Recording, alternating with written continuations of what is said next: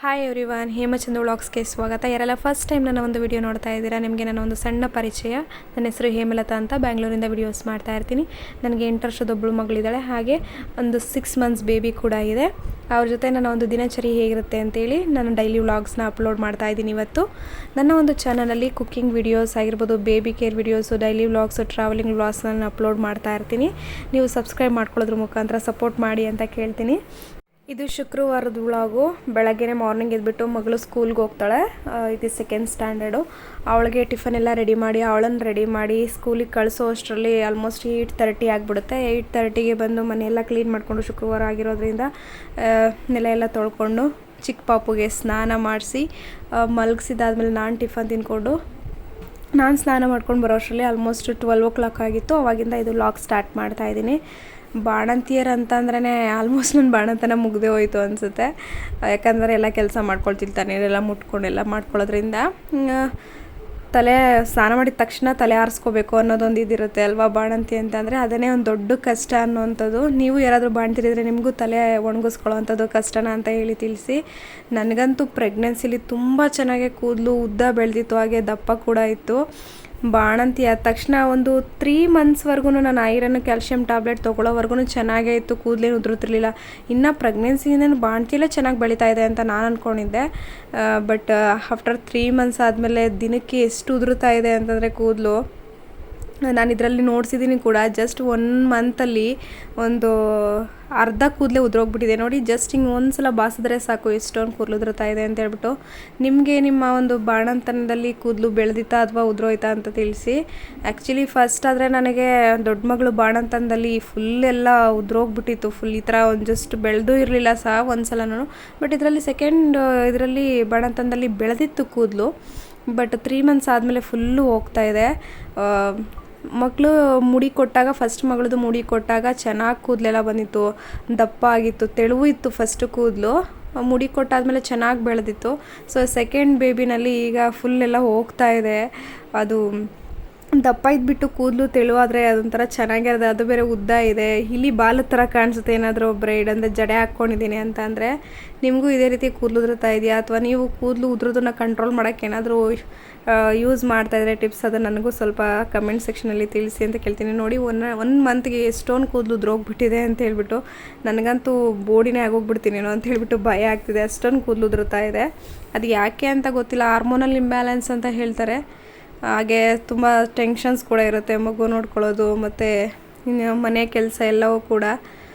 ಮಕ್ಕಳು ನೋಡಿಕೊಂಡು ನಾವು ಮನೆ ಕೆಲಸ ಮಾಡ್ಕೊಳ್ತೀವಿ ಅಂದರೆ ತುಂಬಾ ಕಷ್ಟ. ಅವ್ರು ಯಾವಾಗ ಮಲಗಿರ್ತಾರೆ ಅವಾಗ ಮಾತ್ರನೇ ಕೆಲಸ ಮಾಡಬೇಕಾಗತ್ತೆ. ಇವರು ರೋಲ್ ಓವರ್ ಮಾಡೋದ್ರಿಂದ ಆಲ್ರೆಡಿ 6 ಮಂತ್ಸ್ ಇರೋದ್ರಿಂದ ನೋಡ್ತಲೇ ಇರಬೇಕು. ಎದ್ದಿದ್ದಾರೆ ಅಂತಂದರೆ ಎತ್ಕೊಂಡೇ ಇರಬೇಕಾಗತ್ತೆ ಮಕ್ಕಳನ್ನ. ಅದಕ್ಕೋಸ್ಕರ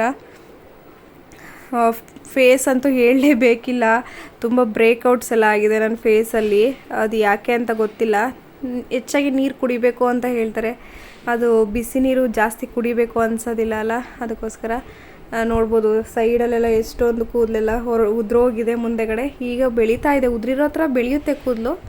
ಮಗಳು ಮಲಗಿದ್ದಾಳೆ. ಈಗ ಮಲಗಿದಾಗ ಕೆಲಸ ಮಾಡ್ಕೋಬೇಕು. ಅವಳು ಮಲಗಿಸೋಗಿನೇ ನಾನು ಸ್ನಾನ ಮಾಡ್ಕೊಂಬಂದಿದ್ದು, ಎದ್ದಿದಾಗ ಮಾಡ್ಕೊಳಕ್ಕಾಗೋದಿಲ್ಲ. ಸೊ ಅವಳು ಮಲಗಿದ್ದಾಳೆ, ಅದಕ್ಕೆ ಈಗ ವಾಷಿಂಗ್ ಮಿಷಿನ್ಗೆ ಬಟ್ಟೆ ಹಾಕ್ಬಿಡೋಣ ಅಂತ ಹೇಳಿಬಿಟ್ಟು ಹಾಕ್ತಾಯಿದ್ದೀನಿ. ವಾಷಿಂಗ್ ಮಿಷಿನ್ಗೆಲ್ಲ ಬಟ್ಟೆ ಹಾಕಿ ಈಗ ಮಲಗಿದಾಗ ಕೆಲಸ ಮಾಡ್ಕೋಬೇಕಾಗಿರೋದ್ರಿಂದ ಏನೇ ಇದ್ರೂ ಅವಾಗೆ ಪಾತ್ರೆ ಆಗಿರ್ಬೋದು, ಅಡುಗೆ ಆಗಿರ್ಬೋದು ಎಲ್ಲನೂ ಅವಳು ಮಲಗಿದ್ದಾಗೆ ಮಾಡಬೇಕಾಗತ್ತೆ. ಕಾಟ್ ಮೇಲೆಲ್ಲ ಹಾಸಿರ್ತೀವಲ್ಲ ಬೆಡ್ ಸ್ಪ್ರೆಡ್, ಅದನ್ನು ಹಾಕ್ತಾಯಿದ್ದೀನಿ ವಾಷಿಂಗ್ ಮಿಷಿನ್ಗೆ. ಅದೇನು ಕೂದಲು ಉದುರುತ್ತಿರೋದ್ರಿಂದ ಎಲ್ಲ ಬಟ್ಟೆಲೂ ಸೇರ್ಕೊಂಡ್ಬಿಟ್ಟಿರುತ್ತೆ. ವಾಷಿಂಗ್ ಮಿಷಿನ್ಗೆ ಬಟ್ಟೆ ಹಾಕಿದಾಗ ಕೂದಲೆಲ್ಲ ಬಂದು ಇದ್ರ ಮೇಲೆ ಬೆಲ್ಟ್ ಮೇಲೆ ಇರುತ್ತೆ, ಅದನ್ನು ತಕ್ಕೊತಾ ಇದ್ದೀನಿ ನಾನು. ಅದು ಏನೇ ಮಾಡಿದ್ರು ಕೂದಲು ಮಾತ್ರ ಕಂಟ್ರೋಲೇ ಮಾಡೋಕ್ಕಾಗ್ತಿಲ್ಲ. ಜಡೆ ಹಾಕ್ಕೊಂಡ್ರೂ ಸಹ ಕೂದಲು ಉದುರುತ್ತಾ ಇರುತ್ತೆ, ಮನೆ ತುಂಬ ಕೂದಲು ಉದುರಿರುತ್ತೆ. ಅದು ನೋಡೋದಕ್ಕೆ ಒಂಥರ ಬೇಜಾರು ಅನಿಸುತ್ತೆ. ಅದೆಷ್ಟೇ ಕಂಟ್ರೋಲ್ ಮಾಡಿದ್ರೂ ಕೂದಲು ಉದುರುತ್ತಾ ಇರುತ್ತೆ. ನಿಮಗೂ ಹಾಗೇನೆ ಮನೇಲೆಲ್ಲ ಕೂದಲು ಬಟ್ಟೆಲೆಲ್ಲ ಸೇರ್ಕೊಂಡ್ಬಿಟ್ಟಿರುತ್ತೆ ಅಂತ ಹೇಳಿ ತಿಳಿಸಿ ನನಗೆ. ಇಲ್ಲ ನಮ್ಮ ಮನೇಲಿ ಮಾತ್ರ ಹಿಂಗೇನೇನಾ ಅಂತ ಅನಿಸುತ್ತೆ ನನಗೆ ಒಂದೊಂದ್ಸಲ. ವಾಷಿಂಗ್ ಮಿಷಿನ್ಗೆಲ್ಲ ಹಾಕ್ಬಿಟ್ಟು ಇಲ್ಲಿ ಲಿಕ್ವಿಡ್ ಹಾಕ್ತಾಯಿದ್ದೀನಿ, ಕಂಫರ್ಟ್ ಹಾಕ್ತಾಯಿದ್ದೀನಿ. ಕಂಫರ್ಟ್ ಬಾಟ್ಲಲ್ಲಿ ಸಾಫ್ಟ್ ಹಚ್ಚಿರುತ್ತಲ್ಲ ಅದನ್ನು ಫಿಲ್ ಮಾಡ್ಕೊಂಡಿದ್ದೀನಿ. ಫಸ್ಟ್ ಕಂಫರ್ಟೇ ತೊಗೊಂಡಿದ್ದೆ, ಅದು ತುಂಬ ಜಾಸ್ತಿ ಸ್ಮೆಲ್ ಇರ್ತಾಯಿತ್ತು, ಅದಕ್ಕೋಸ್ಕರ ಸಾಫ್ಟ್ ಟಚ್ನ ತೊಗೊಂಡಿದ್ದೆ. ಬಾಟಲ್ ಇದ್ದರೆ ಬಿಸಾಕಲ್ಲಲ್ವ, ಅದನ್ನು ರೀಫಿಲ್ ಮಾಡ್ಕೋಬೋದು ಅಂತ ಹಾಗೆ ಇಟ್ಕೊಂಡಿದ್ದೆ. ಸೊ ವಾಷಿಂಗ್ ಮಿಷಿನ್ಗೆಲ್ಲ ಬಟ್ಟೆ ಹಾಕ್ಬಿಟ್ಟು ಬಂದಿಲ್ಲಿ ತೊಳೆದಿಟ್ಟಿರೋ ಪಾತ್ರೆ ಎಲ್ಲ ಎತ್ತಿಡ್ತಾಯಿದ್ದೀನಿ. ತೊಳೆದಿಟ್ಟಿರೋ ಪಾತ್ರೆ ಎಲ್ಲ ಎತ್ತಿಟ್ಬಿಟ್ಟು ಮತ್ತೆ ಈಗ ಪಾತ್ರೆ ಇರೋದನ್ನು ವಾಶ್ ಮಾಡ್ಕೊಬೇಕು. ಅದು ಒಂದೆರಡು ಪಾತ್ರೆ ಆಗ್ತಿದ್ದಂಗೆ ತೊಳ್ಕೊಂಡ್ರೆ ಬೇಗ ತೊಳ್ಕೊಂಡು ಬಿಡ್ಬೋದು. ಇಲ್ಲ ಜಾಸ್ತಿ ಬಿಟ್ಟು ಆಮೇಲೆ ಒಂದೇ ಸಲ ತೊಳೆದಿಡ್ತೀನಿ ಅಂತಂದರೆ ಮಗು ಎದ್ಬಿಡ್ತು ಅಂತಂದರೆ ತೊಳಿಲಿಕ್ಕಾಗೋದಿಲ್ಲ. ಅದು ಏನಾಗುತ್ತೆ ಅಂದರೆ ಮಗು ಮಲಗಿದ್ದಾಗ ಫಾಸ್ಟಾಗಿ ತೊಳಿಲಿಕ್ಕಾಗಲ್ಲ, ಸೌಂಡ್ ಆಗುತ್ತೆ ಅಲ್ವ. ಇವನ್ ಪಾತ್ರೆ ಎತ್ತಿರಬೇಕಾದ್ರೂ ಎಲ್ಲಿ ಸೌಂಡ್ ಆಗಿಬಿಟ್ರೆ ಎದ್ಬಿಡ್ತಾಳೋ ಅನ್ನೋ ಥರ ಆಗುತ್ತೆ.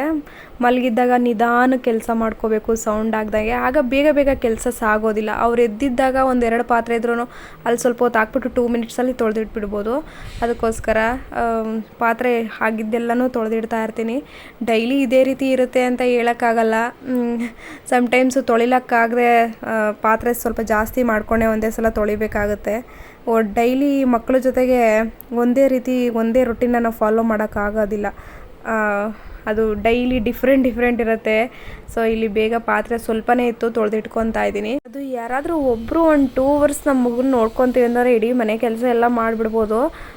ಅದೇ ನಾವೇ ಮಾಡ್ಕೊತೀವಿ ಅಂತಂದರೆ ಇಡೀ ದಿನ ಎಲ್ಲನೂ ಮಗು ನೋಡ್ಕೊಂಡು ಅದೇ ಕೆಲಸ ಮಾಡಬೇಕಾಗತ್ತೆ.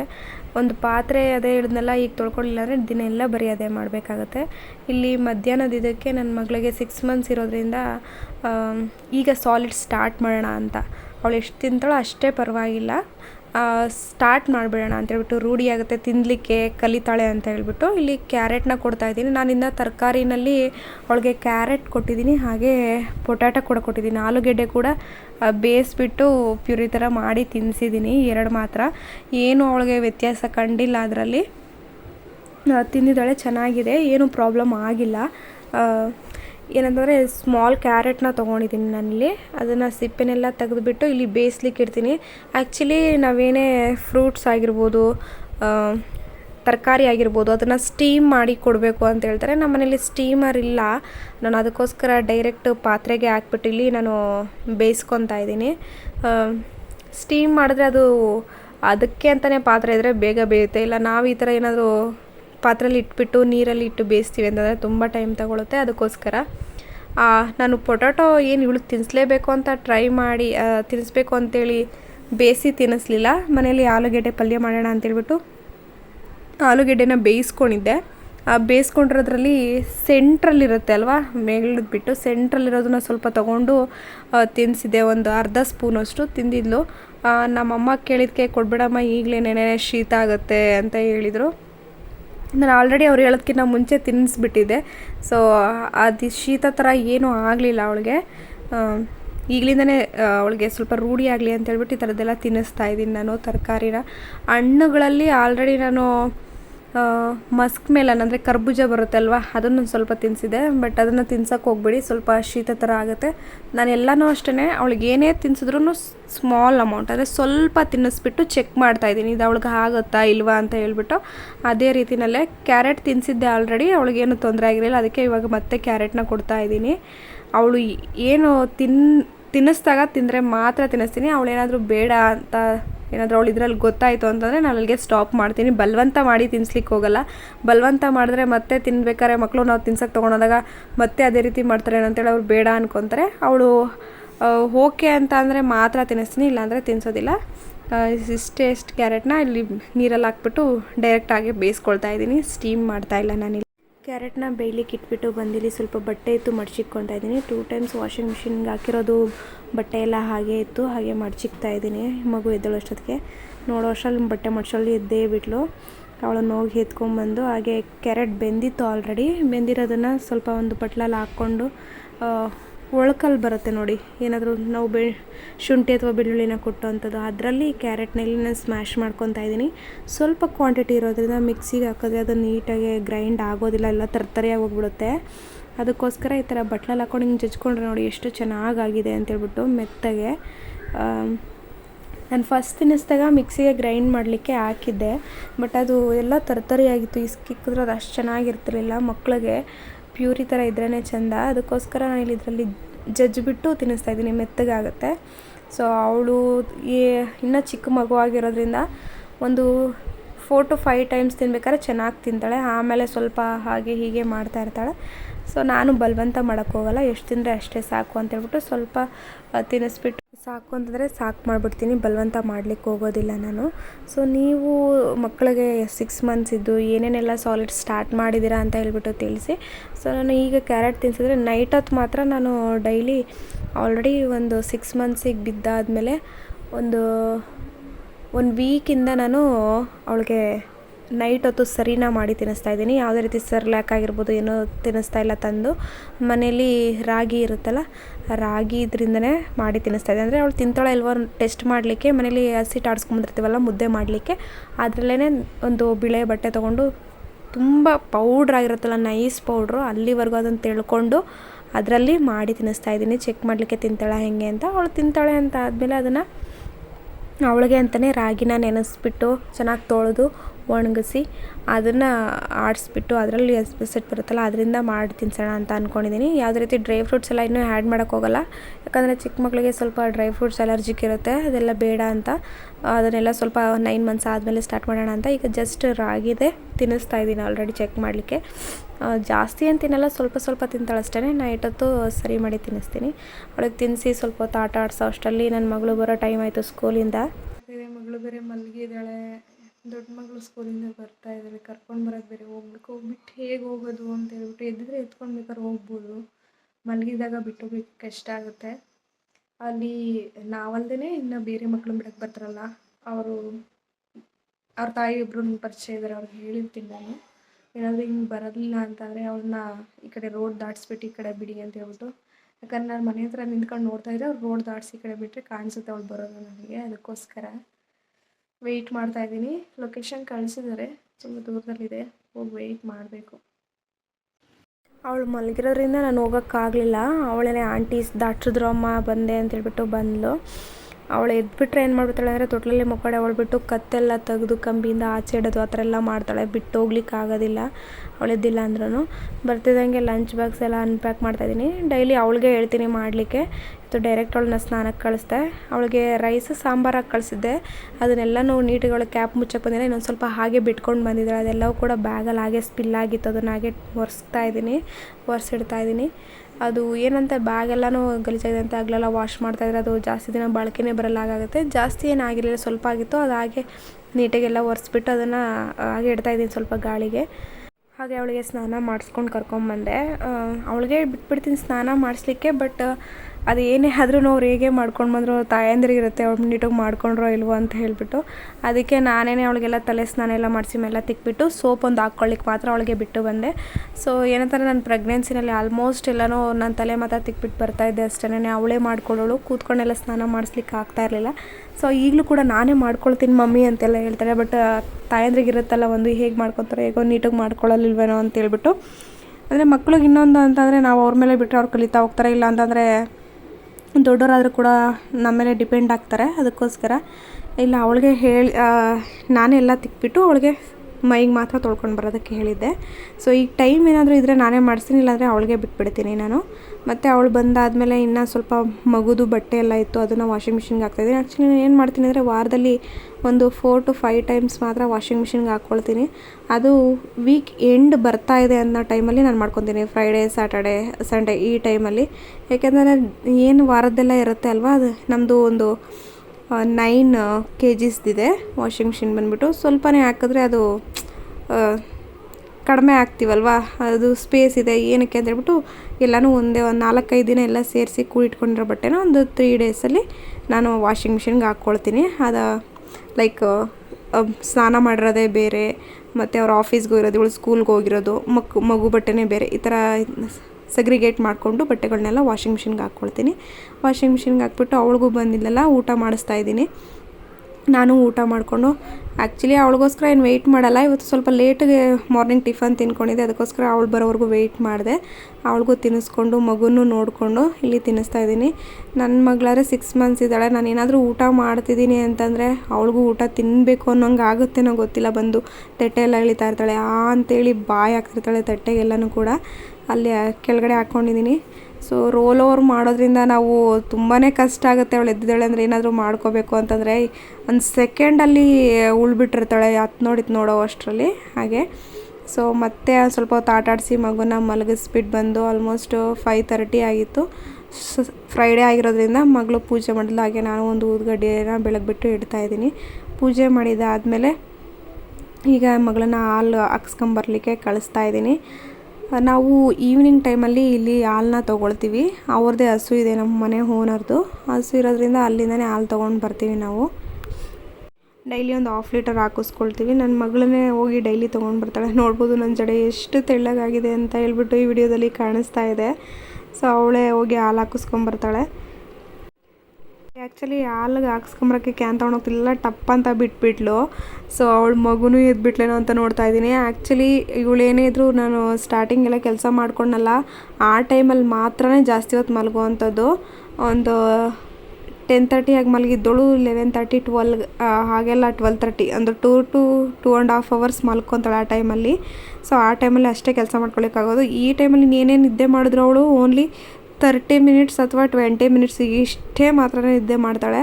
ಮತ್ತು ಅವಳು ಎದ್ಬಿಟ್ಲು ಅಂತಂದರೆ ನನಗೆ ಏನು ಕೆಲಸ ಮಾಡಲಿಕ್ಕಾಗಲ್ಲ. ಅವಳಿಗೆ ಹಾಲು ಥರ ಕಳಿಸ್ಬಿಟ್ಟು ನಾನಿಲ್ಲಿ ಮಾರ್ನಿಂಗ್ ವಾಷಿಂಗ್ ಮಿಷಿನ್ಗೆ ಹಾಕಿದ್ನಲ್ಲ ಬೆಡ್ ಸ್ಪ್ರೆಡ್ಸ್ ಅವನ್ನೆಲ್ಲ ಇಲ್ಲಿ ಮಡ್ಚಿಡ್ತಾ ಇದ್ದೀನಿ. ಒಂದೇನಾದರೂ ಒಂದು ಸ್ವಲ್ಪ ಅವಳು ಎದ್ಮೇಲೆ ಕೆಲಸ ಮಾಡ್ಕೋಬೇಕು ಅಂದರೆ ಹರಸಾಹಸ ಮಾಡಿದಾಗತ್ತೆ ನಮಗೆ.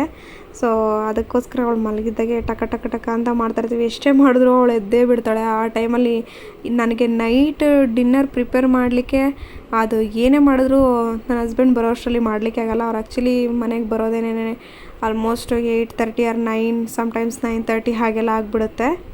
ಒಂದೊಂದು ದಿನ ಅವಳನ್ನ ನೋಡಿಕೊಂಡು ಆದರೆ ಅವ್ರು ಬರೋಷ್ಟರಲ್ಲಿ ಮಾಡಿಟ್ಟಿರ್ತೀನಿ, ಇಲ್ಲಾಂದರೆ ಆಗಿರಲ್ಲ. ಅವ್ರು ಬಂದಮೇಲೆ ಕಂಪ್ಲೀಟ್ ಮಾಡ್ಕೊತೀನಿ. ಸೊ ಹಾಲು ತಂದೆಲ್ಲ ಹಾಲು ಕಾಯಿಸ್ಬಿಟ್ಟು ಅವಳಿಗೆ ಕೊಡ್ತಾಯಿದ್ದೀನಿ ಕುಡಿಲಿಕ್ಕೆ. ನಾನು ಕೂಡ ಈವ್ನಿಂಗ್ ಟೈಮಲ್ಲಿ ಹಾಲು ಕುಡಿತೀನಿ.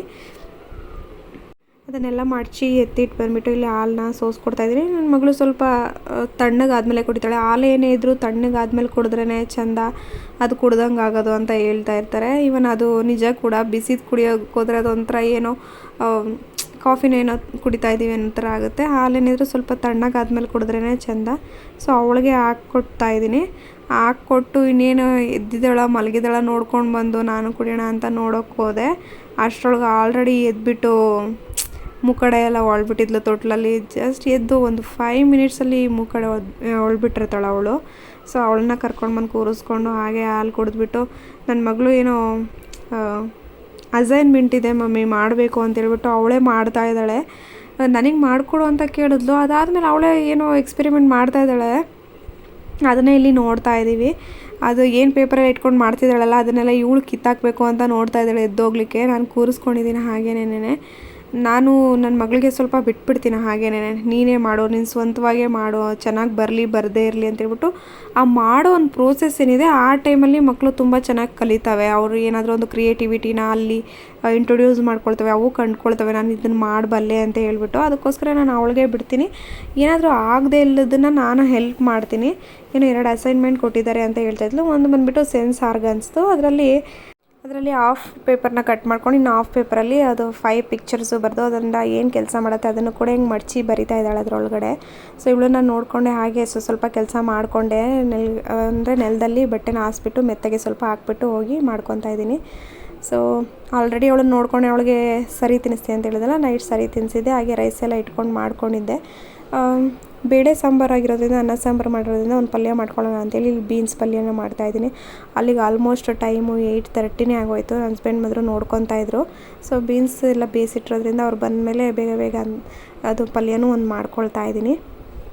ಬೀನ್ಸ್ ಪಲ್ಯ ಮಾಡಲಿಕ್ಕೆ ನಾನಿಲ್ಲಿ ಈರುಳ್ಳಿ, ಹಸಿಮೆಣ್ಸಿನ್ಕಾಯಿ, ಸ್ವಲ್ಪ ಕಾಯಿ ತುರಿ ಹಾಕಿದ್ರೇ ಚೆಂದ ಇದಕ್ಕೆ. ಹಸಿಕಾಯಿ ಅನ್ನೋದು ಅದನ್ನು ಹಾಕ್ಕೊಂಡು ಇಲ್ಲಿ ಮಾಡ್ಕೊತಾ ಇದ್ದೀನಿ. ಕೊತ್ತಂಬರಿ ಸೊಪ್ಪು ಅಷ್ಟೇ, ಇನ್ನೇನು ಮಸಾಲಾಸ್ ಎಲ್ಲ ಆ್ಯಡ್ ಮಾಡೋಕ್ಕೆ ಹೋಗ್ತಾಯಿಲ್ಲ. ಪಾಪುನ ಮಲಗಿಸ್ಬಿಟ್ಟು ಬಂದ್ಬಿಟ್ಟು ಅಂದರೆ ಅವಳು ಸರಿ ತಿಂದಿದ್ದಾದಮೇಲೆ ಒಂದು ನ್ಯಾಪ್ ತೊಗೊಳ್ತಾಳೆ. ಒಂದು 15 to 20 ಮಿನಿಟ್ಸ್ ಮಾತ್ರ, ಒಂದು 15-20 ನಿಮಿಷ ಮಲಗ್ತಾಳೆ ಅಷ್ಟೇನೆ. ಸೊ ಅಷ್ಟರೊಳಗೆ ಇದನ್ನು ಪಲ್ಯ ಮಾಡಿಕೊಂಡು ಊಟ ಮಾಡ್ಕೊಂಬೇಡೋಣ ಅಂತ ಹೇಳ್ಬಿಟ್ಟು ಪಲ್ಯ ಮಾಡಿಬಿಟ್ಟು ಎಲ್ಲನೂ ತಂದಿಟ್ಟು ಊಟ ಮಾಡಲಿಕ್ಕೆ ನೋಡೋಣ ಎದ್ದಿದ್ದಾಳೋ ಮಲಗಿದ್ದಾಳೋ ಅಂತ ನೋಡೋಣ ಅಂತ ಬಂದೆ. ಅಷ್ಟರಲ್ಲಿ ಆಲ್ರೆಡಿ ಎದ್ಬಿಟ್ಟಿದ್ಲು. ನಾವಿನ್ನೇನು ಮಾಡೋದು, ಎತ್ಕೊಂಡೇ ಹಾಗೆ ಊಟ ಎಲ್ಲ ಮುಗಿಸ್ಕೊಂಡ್ವಿ. ಸೊ ಊಟ ಮುಗಿಸ್ಕೊಂಡಿದ್ದಾದಮೇಲೆ ಸ್ವಲ್ಪ ಪಾತ್ರೆ ಎಲ್ಲ ಊಟದೆಲ್ಲ ಆಗಿತ್ತಲ್ಲ ಅದನ್ನೆಲ್ಲ ಹಾಗೆ ತೊಳ್ಕೊತಾ ಇದ್ದೀನಿ. ಅವ್ರ ಹತ್ರ ಸ್ವಲ್ಪ ಆಟ ಆಡ್ತಾಯಿದ್ಲು. ಅದನ್ನು ಕೂಡ ಒಂದು 10 to 15 ಮಿನಿಟ್ಸ್ ಟೈಮ್ ಕೊಡ್ತಾಳೆ ಅಷ್ಟೇ. ಆಮೇಲೆ ನಾನೇ ಇರಬೇಕು ಅಂತ ಇದು ಮಾಡ್ತಾಳೆ. ಅದಕ್ಕೋಸ್ಕರ ಇಲ್ಲಿ ಬೇಗ ಬೇಗ ಪಾತ್ರೆ ಎಲ್ಲ ತೊಳ್ಕೊಂಡು ಹಾಗೆ ಸ್ಟವ್ ಎಲ್ಲ ಒರೆಸ್ಕೊಳ್ತಾ ಇದ್ದೀನಿ. ಬೆಳಗ್ಗೆ ಎದ್ದ ತಕ್ಷಣ ಬೇಗ ಅಡುಗೆ ಮಾಡ್ಕೋಬೋದು ಅಂತೇಳಿ. ಈ ಪಾತ್ರೆ ಏನಾದರೂ ನಾಳೆಗಿತ್ತು ಅಂತಂದರೆ ಅದು ಹೇಳಿದ್ನಲ್ಲ ಜಾಸ್ತಿ ಆಗೋಗ್ಬಿಡುತ್ತೆ, ಟೈಮೇ ಸಿಗೋದಿಲ್ಲ ತೊಳಿಲಿಕ್ಕೆ, ಅಥವಾ ಏನು ಕೆಲಸನೇ ಸಾಗೋದಿಲ್ಲ, ಬೇಗ ಬೇಗ ಹಾಗಾಗೋಗ್ಬಿಡುತ್ತೆ. ಅದಕ್ಕೋಸ್ಕರ ಸೊ ಈ ದಿನ ಹೀಗೆ ಹೋಯಿತು. ಡೈಲಿ ಹೀಗೆ ಇರುತ್ತೆ ಅಂತ ಹೇಳೋಕ್ಕಾಗೋದಿಲ್ಲ, ಡೈಲಿ ಡಿಫ್ರೆಂಟ್ ಆಗಿರುತ್ತೆ. ಲೈಕ್ ರನ್ನಿಂಗ್ ರೇಸ್ ಥರ, ಮ್ಯಾರಥಾನ್ ಥರ ಓಡ್ತಲೇ ಇರಬೇಕು. ಮಕ್ಕಳು ಇದ್ದಾರೆ ಅಂದರೆ ಒಂದೇ ಮಗು ಆದರೆ ಪರವಾಗಿ, ಒಂದೇ ಮಗು ಅನ್ನೋದಕ್ಕೆ ಚಿಕ್ಕ ಮಗು ಇತ್ತು ಅಂದರೆ ನಾವು ಮ್ಯಾರಥಾನ್ ಥರ ಓಡ್ತಲೇ ಇರಬೇಕು. ಅದರಲ್ಲಿ ಇನ್ನೊಂದು ಮಗು ಅಂತಂದರೆ ಅವ್ರದ್ದನ್ನು ನೋಡ್ಕೋಬೇಕು, ಇವ್ರದ್ದನ್ನು ನೋಡ್ಕೋಬೇಕು, ತುಂಬಾ ಕಷ್ಟ ಆಗುತ್ತೆ. ಸೊ ನಾನಿವಾಗ ಒಂದು ಪ್ರೋಸೆಸ್ಸಲ್ಲಿದ್ದೀನಿ, ಒಂದು ಯುದ್ಧನೇ ಮಾಡ್ದಂಗೆ ಆಗುತ್ತೆ, ಡೈಲಿ ಅಷ್ಟಿದಾಗುತ್ತೆ. ಸೊ ಎಲ್ಲನೂ ನೀವೇ ಮ್ಯಾನೇಜ್ ಮಾಡ್ಕೊತಾ ಇದ್ದೀರಾ, ಹೌಸ್ ಹೋಲ್ಡ್ ಕೋರ್ಸು, ಮಗು ಕೇರ್ ಎಲ್ಲ ನೀವೇ ಮಾಡ್ಕೊತಾ ಇದ್ದೀರಾ. ನಿಮಗೆ ಕಷ್ಟ ಅನಿಸುತ್ತೆ, ಹೇಗೆ ಮ್ಯಾನೇಜ್ ಮಾಡಿದ್ರೆ ಅಂತೇಳಿ ಕಮೆಂಟ್ ಸೆಕ್ಷನಲ್ಲಿ ತಿಳಿಸಿ.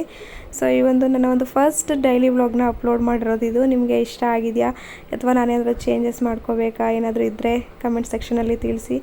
ನಂತರನೇ 2 ಕಿಡ್ಸ್ ಮಾಮ್ ಇದ್ದು ಅವ್ರಿಗೆ ಮ್ಯಾನೇಜ್ ಮಾಡಲಿಕ್ಕೆ ಸಮ್ ಮೆಂಬರ್ಸ್ ಕಷ್ಟ ಆಗ್ತಾ ಇರುತ್ತೆ. ಸೊ ಅದು ಏನಂತಂದರೆ ನೋಡಿ ತಿಳ್ಕೊಳ್ಳೋದು ತುಂಬಾ ಇರುತ್ತೆ. ನನ್ನ ಒಂದು ಇದನ್ನು ನಾನಿಲ್ಲಿ ಅಪ್ಲೋಡ್ ಮಾಡ್ತಾ ಇದ್ದೀನಿ.